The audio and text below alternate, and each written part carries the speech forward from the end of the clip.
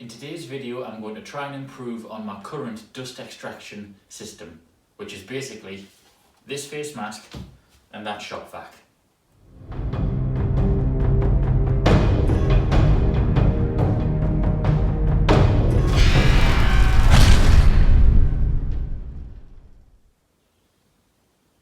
So today's plan is to create a dust extraction system using my shop vac. Now this shop vac doesn't have tons and tons of power, so I definitely couldn't put it at the end of some intricate pipe work and have blast gates down to every tool. It just doesn't have the power. I do usually attach it on the underside of my router table, just out of shot there, which you can't see, and it works great pulling all the dust downwards. So given that thought, I thought we could make a downdraft table style cutting area here. Something just thin, just wider than the blade, a couple of inches either side maybe, and along the entire length of its cut, would hopefully create enough suction to stop that dust going up into the air. So the first thing we need to do is mark out on my top sacrificial table where we're going to put those holes. The first thing I'm going to look at is how far out I want my my downdraft table to protrude. Now the blade itself comes all the way out to here-ish, okay, and I figure that it could just stop somewhere around here. Now the other thing I've got to consider is how the table is made underneath. There is some supports under there that obviously hold the weight of the tabletop. So what I can do is I can take that measurement and then I can project it onto the top of the table here using a square, and it just so happens that there it is, look, it's kind of where I want it to be. Let's go with that. We'll make that our first marking.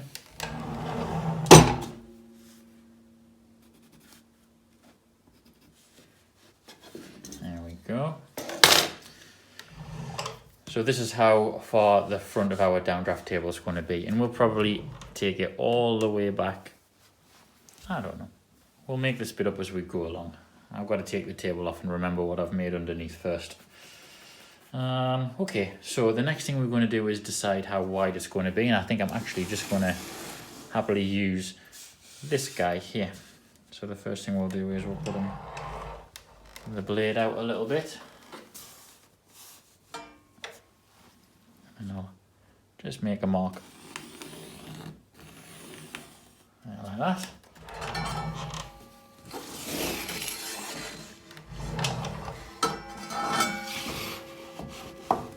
Do the same on the other side.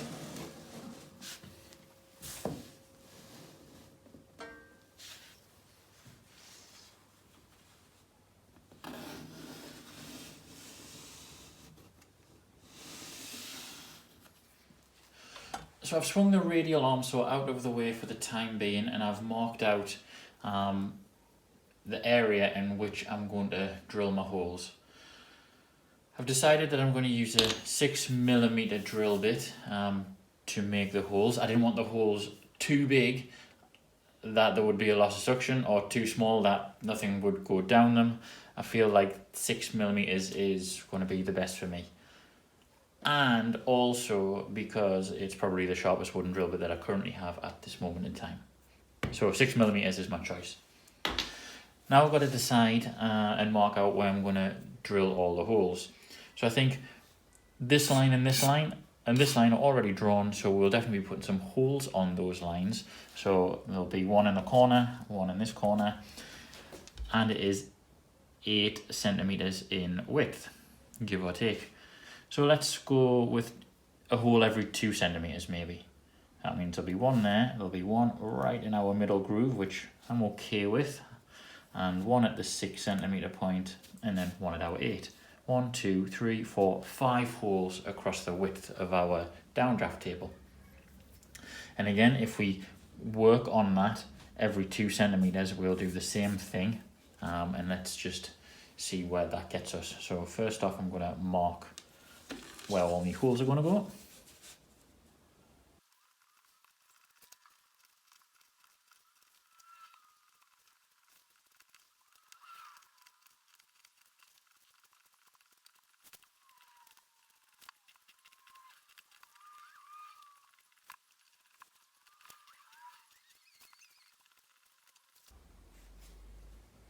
now we are ready to drill all 140 of those holes. So let's get cracking with that. Now they've only got to go through this 9mm top. So once they go through, they'll then transfer the markings onto the 18mm that's underneath. The 18mm was never really the sacrificial part. I mean, if it goes terribly wrong, I suppose it's not the end of the world that I have to replace that. But hopefully all mistakes, if any, would be made on this. So let's get cracking with that then.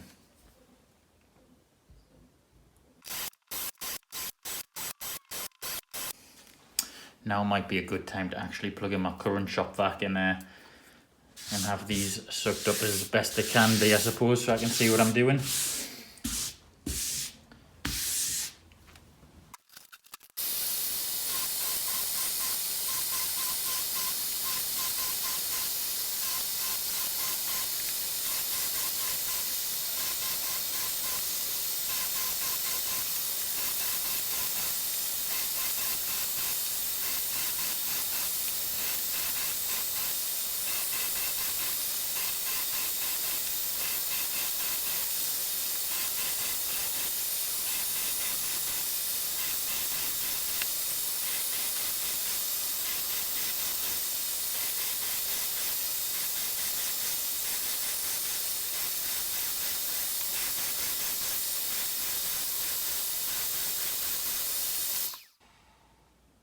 Don't let the fancy edit then trick you any. That took its time. So as far as the top of the table goes, that's it, done. Easy peasy. Now we'll remove this top piece and see what we're left with underneath and decide how we're going to move forward from there.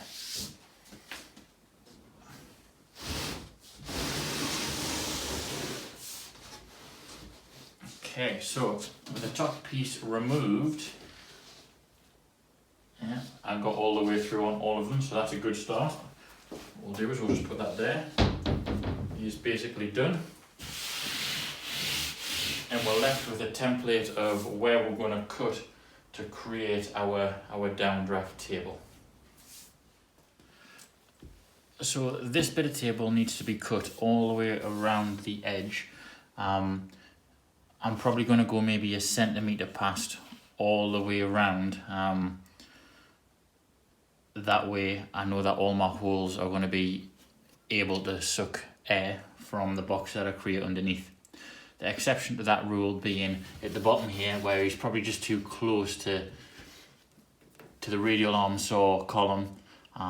These 1, 2, 3, 4, 5 holes are basically surplus to requirement. I'll probably cut around here like this, and then them holes in the top of my sacrificial piece just obviously won't suck air. It's no big deal, because if this turns out not to be enough, I'm probably going to have to make some kind of hood system here anyway to catch whatever blasts that way and suck it down. Again, it's a bit of a work in progress, a bit of a let's see what happens. So why don't we mark that out, and then I'll have to take this whole top board off to cut it, and then I can decide how I'm going to make the box to go underneath it. Alright, let's do that then.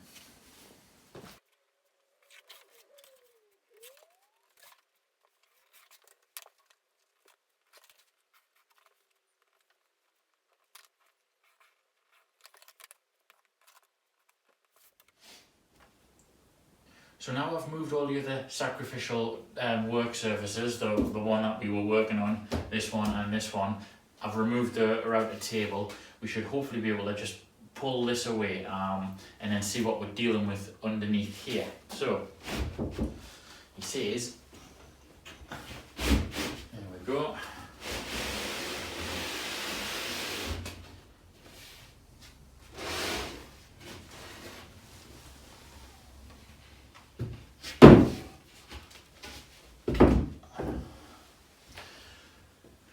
So with this removed, we can now see that where this suction downdraft table was going to go, there's not a whole hell of a lot of room.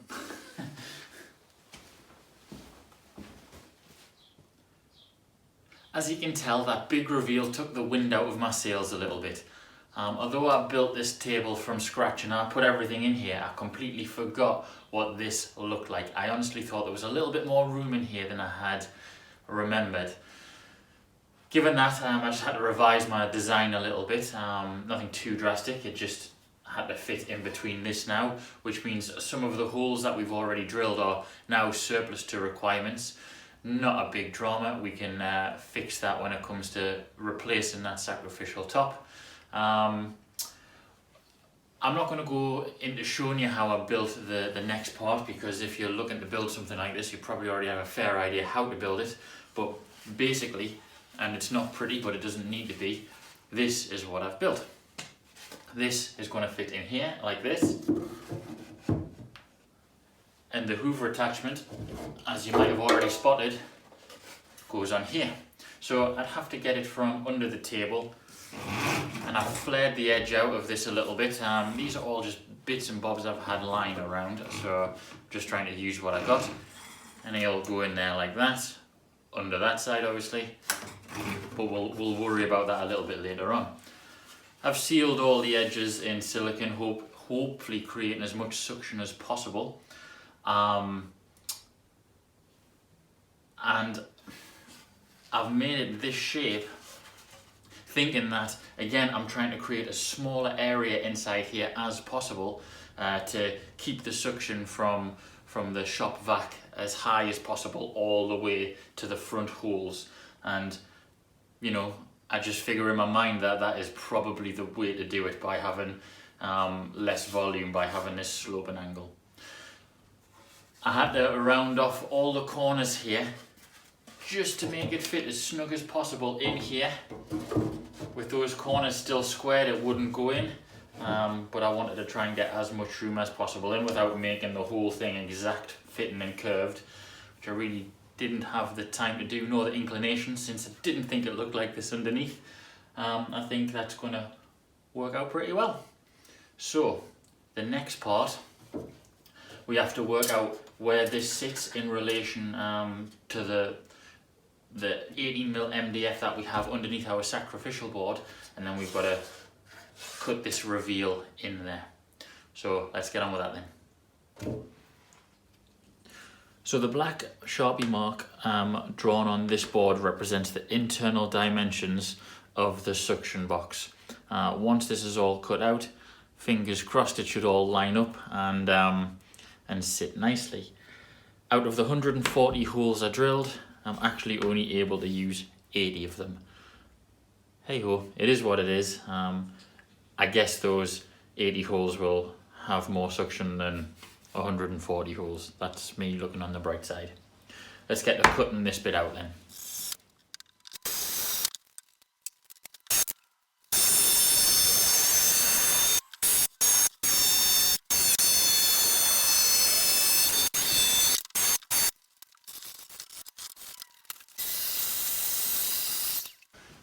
Alright, maybe not the neatest of finishes, but I don't suppose that matters too much.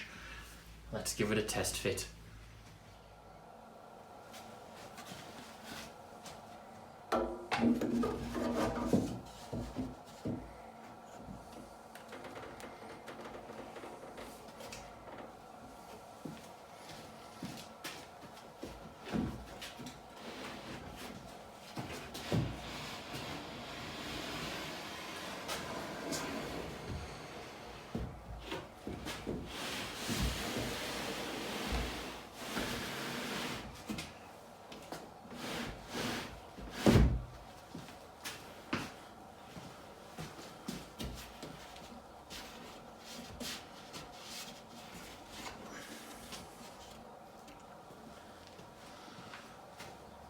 Alright, well, it fits.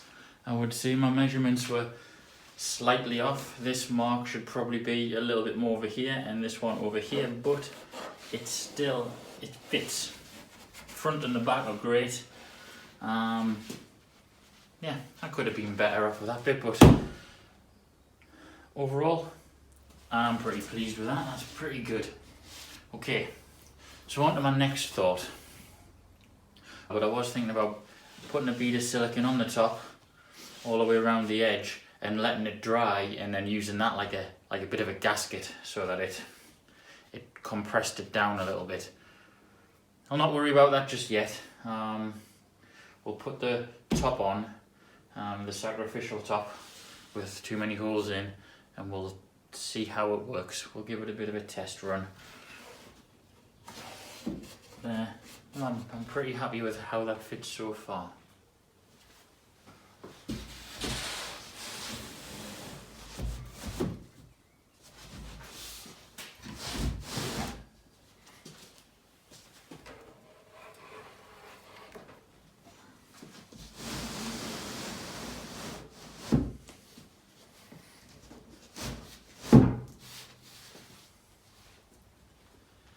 So I've had a little bit of a design idea.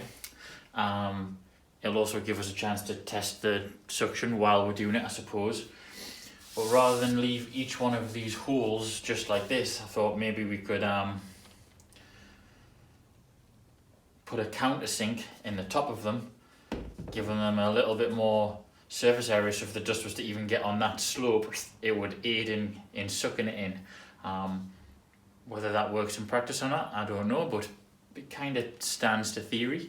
So what we'll do while we're drilling the countersink holes, we'll leave the hoover running, and then that should hopefully show us a lack of dust kicking around in the air. Let's give it a whirl, shall we?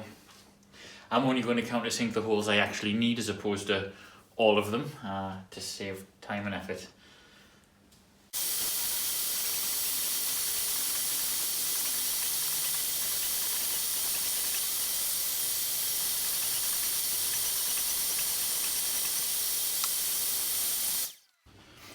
Well, it definitely works. I wasn't expecting it to get 100% of the dust created.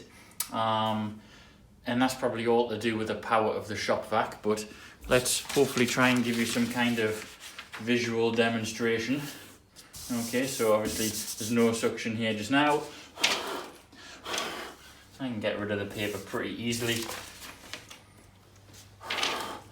Okay, this is my visual demonstration. Let's give it a whirl with the suction on.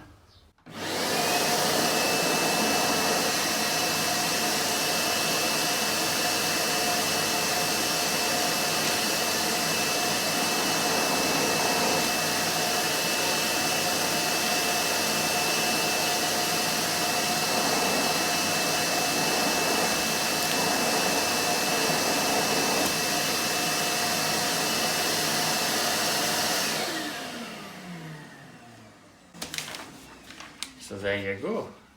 It works at the very least, I guess. Alright, so there you have it. That is my hybrid idea between a downdraft table and a shop vac. Let's give it one last test with a piece of wood. I'm still going to put my safety mask on, you know, just for the time being. I can't 100% trust this system just yet.